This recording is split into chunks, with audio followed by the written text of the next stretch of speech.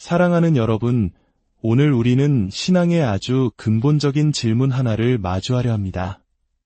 하나님의 영광은 어디에 있는가? 우리는 종종 저 멀리 하늘 위에 혹은 특별한 장소에만 존재하는 거룩한 힘을 떠올리곤 합니다. 하지만 성경이 말하는 진실은 우리가 생각하는 것보다 훨씬 더 가깝고 놀랍도록 개인적인 것입니다. 이 귀한 나눔을 시작하기에 앞서 잠시 시간을 내어 이 영상에 좋아요를 눌러주시고 채널을 구독해주시면 하나님의 은혜로운 말씀이 더 많은 이들에게 닿는 귀한 통로가 될 것입니다. 여러분의 작은 실천이 누군가에게는 큰 위로와 희망이 될 수 있습니다. 여러분과 가정에 주님의 평안이 가득하기를 기도합니다. 이제 신약시대의 놀라운 진리 하나를 함께 살펴보겠습니다. 여기 물병과 빈잔이 있습니다. 이 물병은 성령님을, 이 빈잔은 우리 인간을 상징한다고 생각해 봅시다. 구약시대, 즉 예수 그리스도께서 오시기 전에는 하나님의 백성이라 할지라도 거듭난 영을 가지지 못했습니다. 그래서 성령님께서 누군가에게 임하실 때는 마치 이 무리잔의 바깥으로 부어지는 것과 같았습니다. 밖에서부터 임하여 그 사람 위에 머무는 방식이었죠. 다윗이나 삼손처럼 특별한 사명을 받은 이들에게 성령의 권능이 위에 임했습니다. 하지만 예수 그리스도께서 십자가에서 모든 것을 이루시고 오순절 날 성령이 강림하신 이후 모든 것이 바뀌었습니다. 더 이상 성령은 우리 밖에 머무시는 분이 아닙니다. 이제 성령님은 우리 안에 직접 들어오셔서 우리의 영을 가득 채우십니다. 바로 이렇게 말이죠. 물이 잔 안을 가득 채우는 것처럼 성령 세례는 우리를 속에서부터 완전히 채우는 것입니다. 우리는 이제 안에서부터 밖으로 살아가는 존재가 되었습니다. 하나님의 영광이, 그분의 신성이 바로 당신 안에 거하십니다. 이것이 신약시대 성도들이 받은 놀라운 축복입니다. 많은 사람들이 여전히 하나님을 저 멀리 계신 분으로 생각하며 기도합니다. 하나님의 나라는 손에 닿지 않는 곳에 있다고 여기죠. 하지만 예수님께서는 분명히 말씀하셨습니다. 하나님의 나라는 너희 안에 있느니라. 그리고 약속하셨습니다. 내가 너희와 함께 있을 것이며 또한 너희 속에 있으리라. 바로 오순절을 통해 이루어질 약속이었습니다. 그렇습니다. 하나님의 영광은 바로 여기 당신 안에 있습니다. 우리가 믿음으로 한 걸음 또 한 걸음 내디딜 때마다 우리 안에 있는 그 영광이 드러나기 시작합니다. 믿음의 발걸음을 계속 옮기다 보면 어느 순간 우리는 이 땅에서의 삶을 마치고 영광스러운 몸으로 변화되는 그 마지막 한 걸음을 내딛게 될 것입니다. 그 영광은 하늘에서부터 새롭게 오는 것이 아닙니다. 이미 우리 안에 있습니다. 우리의 영은 예수 그리스도를 믿는 순간 이미 영화롭게 되었습니다. 할렐루야! 이것이 복음의 영광스러운 비밀입니다. 요한복음 17장에서 예수님은 이렇게 기도하셨습니다. 아버지께서 내게 주신 영광을 내가 그들에게 주었사옵니다. 그 영광, 바로 우리 안에 있습니다. 우리가 누군가를 위해 손을 얹고 기도할 때 치유의 능력은 밖에서 오는 것이 아니라 우리 안에서부터 흘러나갑니다. 이것이 바로 성령으로 충만한 삶입니다. 오늘 밤 제 영은 이 진리로 인해 너무나 충만합니다. 성경 요한일서 4장을 함께 펼쳐보겠습니다. 하나님의 계획은 우리의 과거보다 훨씬 더 위대합니다. 하나님을 향한 사랑은 예수님의 나타나심으로 증명되었습니다. 예수님께서는 나를 사랑하는 자는 내 계명을 지키리니 라고 말씀하셨습니다. 그분을 사랑한다는 것은 무엇일까요?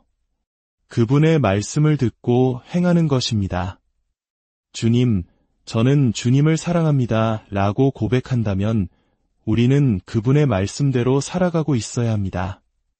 상황이 좋을 때만, 내가 할 수 있을 때만 따르는 것은 진정한 사랑이 아니라 편의에 따른 선택일 뿐입니다. 우리가 서로 사랑할 때, 그 계명을 지킬 때, 하나님은 우리를 통해 자신을 드러내십니다.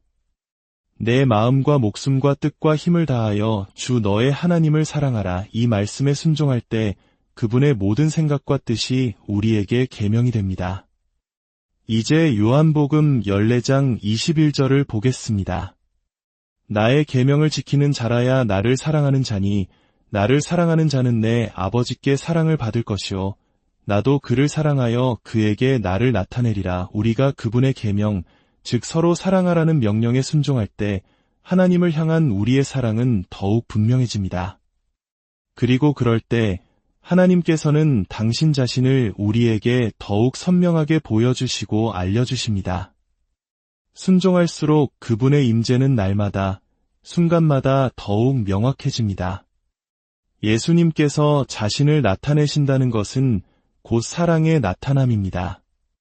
왜냐하면 하나님은 사랑이시기 때문입니다. 하나님의 나타나심은 사랑의 나타나심이며 사랑의 나타나심은 곧 하나님의 나타나심입니다. 아멘. 다시 요한일서 4장 15절로 돌아가 봅시다. 누구든지 예수를 하나님의 아들이라 시인하면 하나님이 그의 안에 거하시고 그도 하나님 안에 거하느니라. 하나님이 우리를 사랑하시는 사랑을 우리가 알고 믿었노니 하나님은 사랑이시라.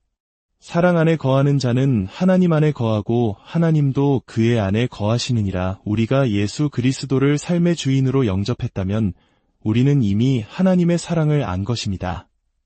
십자가로 향하신 것은 사랑이었습니다. 예수님을 죽음에서 일으키신 것도 사랑이었습니다. 오순절에 임하신 것도 사랑이었습니다. 그 사랑이 우리 위에 머물러 우리 안에 거룩한 생명이 잉태되었습니다. 옛사람은 지나가고 모든 것이 새로워졌습니다. 모든 것은 사랑이신 하나님으로부터 왔습니다. 예수님께서는 요한복음 17장에서 이렇게 기도하셨습니다. 아버지께서 나를 사랑하신 것 같이 그들도 사랑하신 것을 세상으로 알게 하려 함이로소이다. 이것은 정말 경이로운 말씀입니다. 하나님께서 독생자 예수를 사랑하신 그 사랑과 똑같은 사랑으로 우리를 사랑하신다는 것입니다. 그리고 더 나아가 아버지께서 나를 사랑하신 그 사랑이 그들 안에 있게 하옵소서라고 기도하셨습니다. 그렇습니다. 하나님이 예수님을 사랑하셨던 바로 그 사랑이 이제 당신과 저의 영 안에 부어졌습니다. 그 사랑으로 하나님을 사랑하고 서로를 사랑하라고 말입니다. 이제 그의 아들 예수 그리스도의 이름을 믿고 그가 우리에게 주신 계명대로 서로 사랑할 것이니라 하신 명령의 깊은 의미를 아시겠습니까? 우리가 서로 사랑할 때 우리 안에 있는 그분의 사랑이 온전해지기 때문입니다. 하나님은 우리 안에 사랑을 넣어주시고 그 사랑을 사용하라고 명령하셨습니다. 이것은 단순한 제안이 아닙니다. 우리가 시도해봐야 할 어떤 것이 아닙니다. 이것은 우리가 생사를 걸고 지켜야 할 명령입니다. 이 명령은 다른 모든 계명을 만족시킵니다. 거듭난 모든 신자는 하나님의 바로 그 사랑을 사용하라는 명령 아래 있습니다. 11조의 명령이 상상을 초월하는 축복을 받으라는 명령인 것처럼 서로 사랑하라는 명령 또한 그렇습니다. 우리가 서로 사랑할수록 우리 안에 있는 그분의 사랑은 온전해지고 더 자라나고 더 커지고 더 강해집니다. 사랑이 커질수록 더 강해지고 강해질수록 더 커집니다. 우리가 더 사랑할수록 할렐루야. 질병과 가난은 그런 사랑의 환경 속에서 살아남을 수 없습니다. 요한일서 5장 1절입니다. 예수께서 그리스도이심을 믿는 자마다 하나님께로부터 난 자니 이 말씀을 믿으신다면 손을 들어보십시오. 그리고 함께 고백합시다. 나는 예수께서 그리스도이심을 믿습니다. 나는 하나님께로부터 났습니다. 마귀가 당신에게 다른 어떤 생각도 속삭이지 못하게 하십시오. 이것이 증거입니다. 내가 하나님께로부터 났다면 나는 사랑으로부터 난 것입니다. 하나님은 사랑을 가지신 분이 아니라 그분 자체가 사랑이십니다. 그분이 우리에게 사랑하라고 명령하실 때 그것은 우리에게 그분처럼 되라고 명령하시는 것입니다. 아니, 그분 자신이 되라고 하시는 겁니다. 우리는 썩지 아니할 시 곧 살아있고 항상 있는 하나님의 말씀으로 거듭났습니다. 우리 영 안에는 육신이 되어 우리 가운데 거하셨던 말씀의 씨앗과 똑같은 양의 사랑이 있습니다. 죄의식과 실패의식에서 벗어나십시오. 어떻게 내가 하나님과 동등하다고 말할 수 있냐고요? 성경에 따르면 나는 그분의 영으로 그분의 말씀으로 태어났습니다. 내 영 안의 옛것은 지나갔고 이제 내 영 안의 모든 것은 하나님께 속한 것입니다. 그리스도 예수 안에 있는 마음을 품으십시오. 그는 근본 하나님의 본체시나 하나님과 동등됨을 취할 것으로 여기지 아니하셨습니다. 제가 그분 안에서 저의 의를 주장하는 것은 하나님을 도둑질하는 것이 아닙니다. 물론 제 자신만으로는 하나님과 동등하다고 생각할 만큼 어리석지 않습니다. 하지만 믿음으로 그것을 믿고 받습니다. 그분은 우리를 부끄러워하지 않으시고 형제라 부르십니다. 나사렛 예수 그리스도가 저의 피로 맺은 형제이십니다. 그 피의 언약으로 그분은 구덩이에 빠진 저를 건져내시고 저와 피의 언약을 맺으셨습니다. 그분의 피를 제게 주셨고 저를 아버지께로 데려가 이렇게 말씀하셨습니다. 보소서, 우리가 얻은 아들입니다. 아멘. 이런 생각은 하나님 나라에서 필수적입니다. 우리는 이미 그분과 함께 하늘에 앉혀졌습니다. 우리의 시민권은 하늘에 있습니다. 우리는 흑암의 권세에서 건짐을 받아 그의 사랑의 아들의 나라로 옮겨졌습니다. 이제는 이렇게 생각하기 시작할 때입니다. 하나님이 세상을 이처럼 사랑하셨습니다. 우리도 그 세상의 일부였습니다. 그러니 우리는 이처럼 사랑받은 존재입니다. 아멘. 그분이 우리에게 생명을 주셨습니다. 요한일서 3장 1절입니다. 보라, 아버지께서 어떠한 사랑을 우리에게 베푸사 하나님의 자녀라 일컬음을 받게 하셨는가. 하나님이 당신을 아들이라 딸이라 부르시면 이 세상 누구도 성공적으로 당신이 아니라고 말할 수 없습니다. 그분은 없는 것을 있는 것 같이 부르시는 분이며 그 말씀대로 이루어집니다. 그분이 당신을 공동상속자라 하셨다면 당신은 공동상속자입니다. 아멘. 요한일서 5장 4절입니다. 무릇 하나님께로부터 난 자마다 세상을 이기느니라. 세상을 이기는 승리는 이것이니 우리의 믿음이니라. 세상을 이기는 자가 누구입니까? 바로 예수께서 하나님의 아들이심을 믿는 자가 아니겠습니까? 18절을 보십시오.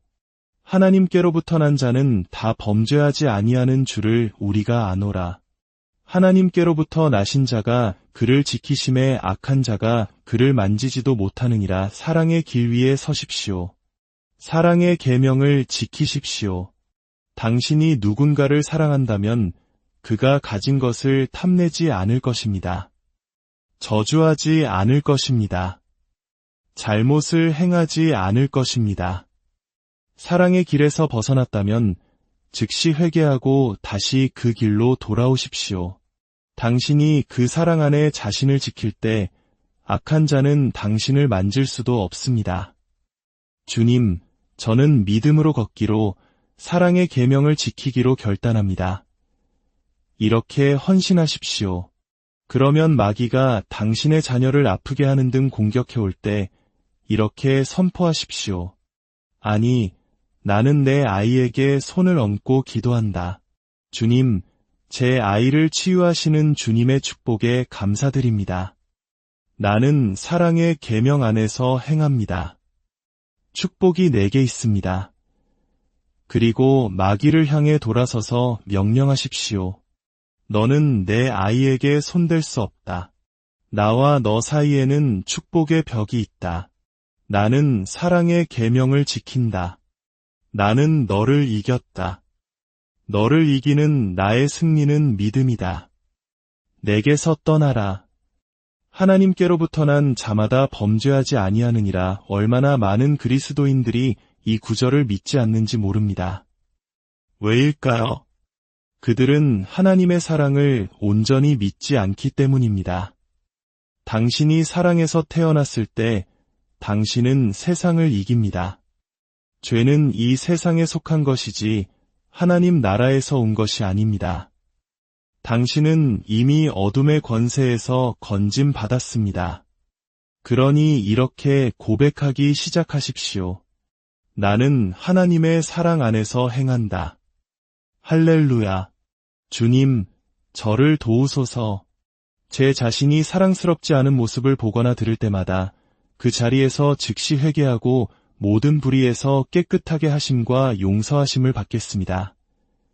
수치심에 며칠씩 머물러 있지 마십시오. 그 상처가 쓴뿌리가 되도록 방치하지 마십시오. 즉시 해결하십시오. 사탄이 즉시 온다고 성경은 말합니다. 그렇다면 우리도 즉시 그에게 맞서야 합니다. 아멘. 함께 고백합시다. 나는 그 사랑을 믿습니다. 나는 그 사랑을 알았습니다.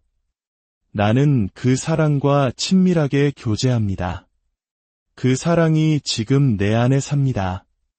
나는 사랑합니다. 아버지, 당신을 사랑합니다. 내 이웃을 내 몸과 같이 사랑합니다. 형제들을 사랑합니다. 하나님이 나를 사랑하십니다. 당신이 이렇게 고백할 때마다 사랑은 반응합니다. 그러므로 항상 고백해야 합니다. 항상 그분의 임재를 연습하고 항상 그분과 교제하십시오.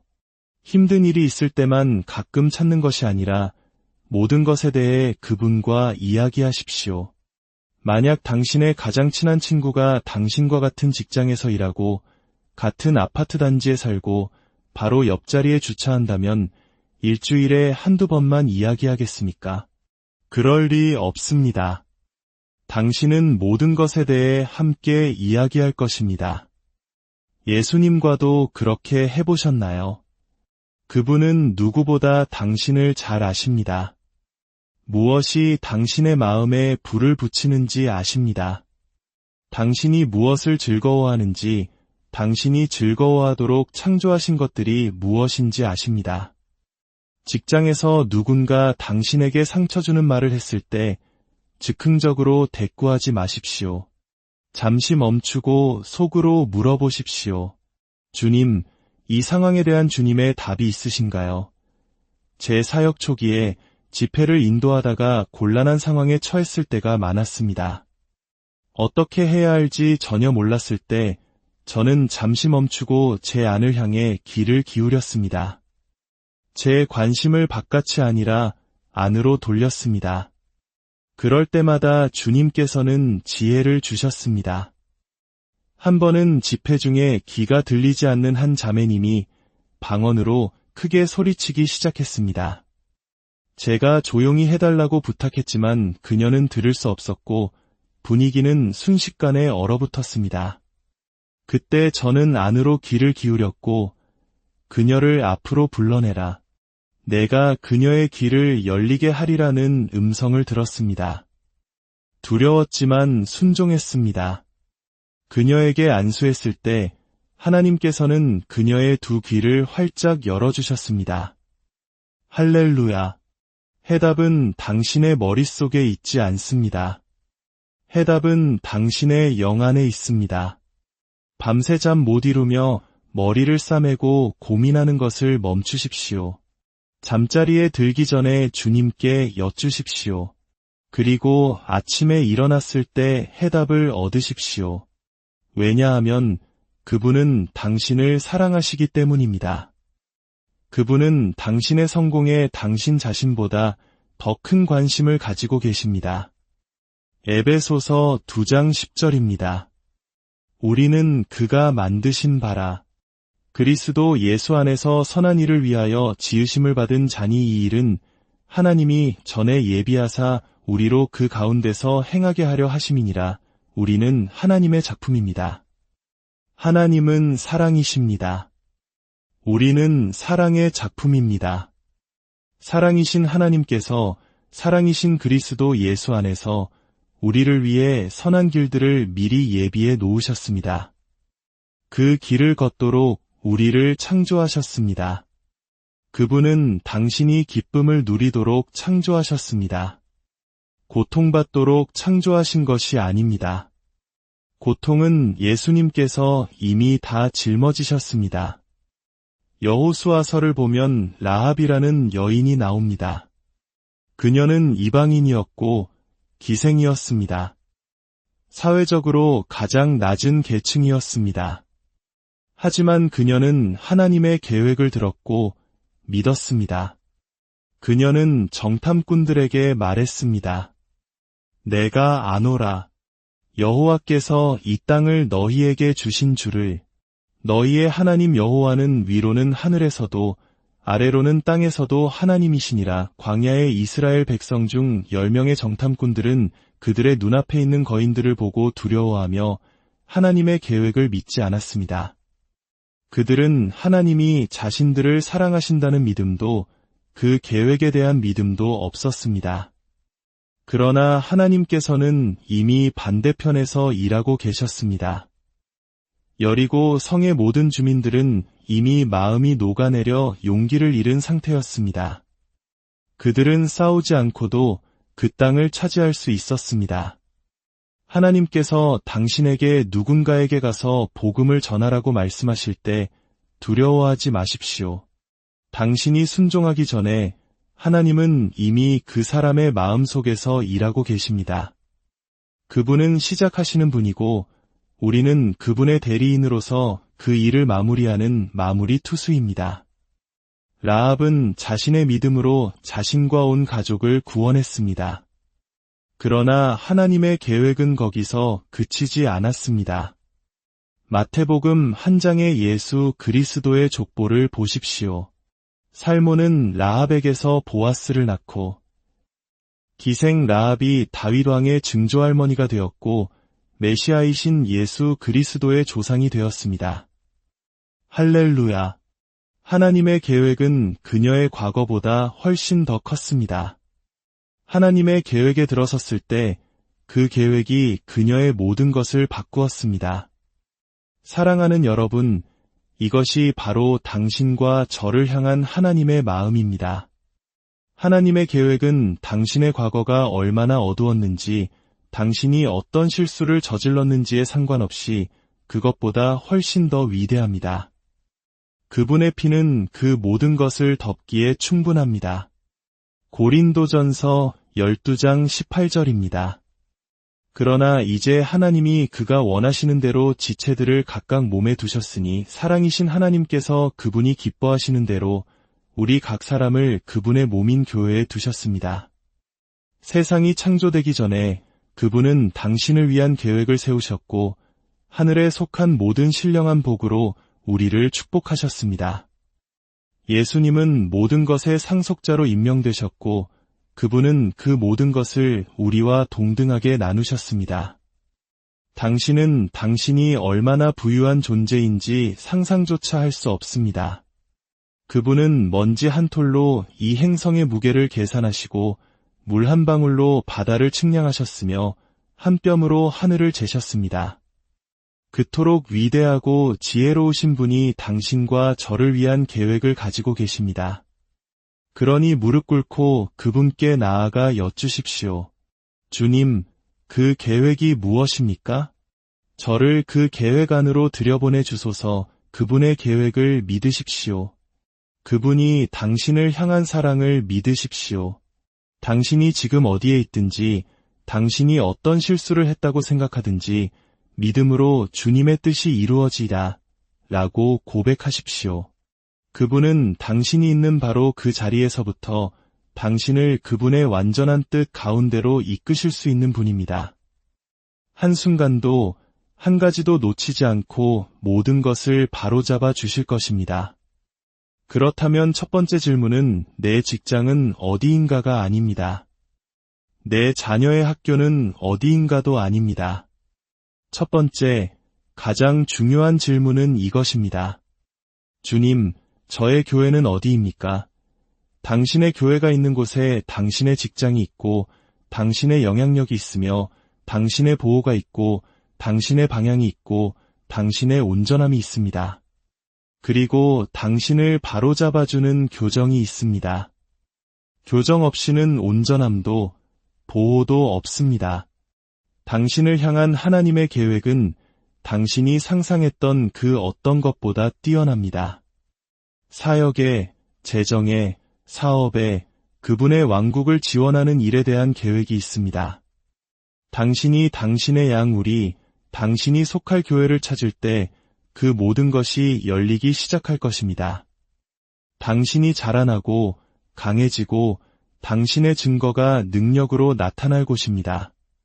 사랑하는 형제자매 여러분, 마음을 다해 주님께 구하십시오. 그분은 들으시고 알려주실 것입니다. 당신을 향한 하나님의 계획은 당신의 과거보다 크고 당신의 실수보다 위대하며 당신의 두려움보다 강합니다. 그 사랑을 믿고 그 계획을 신뢰하십시오.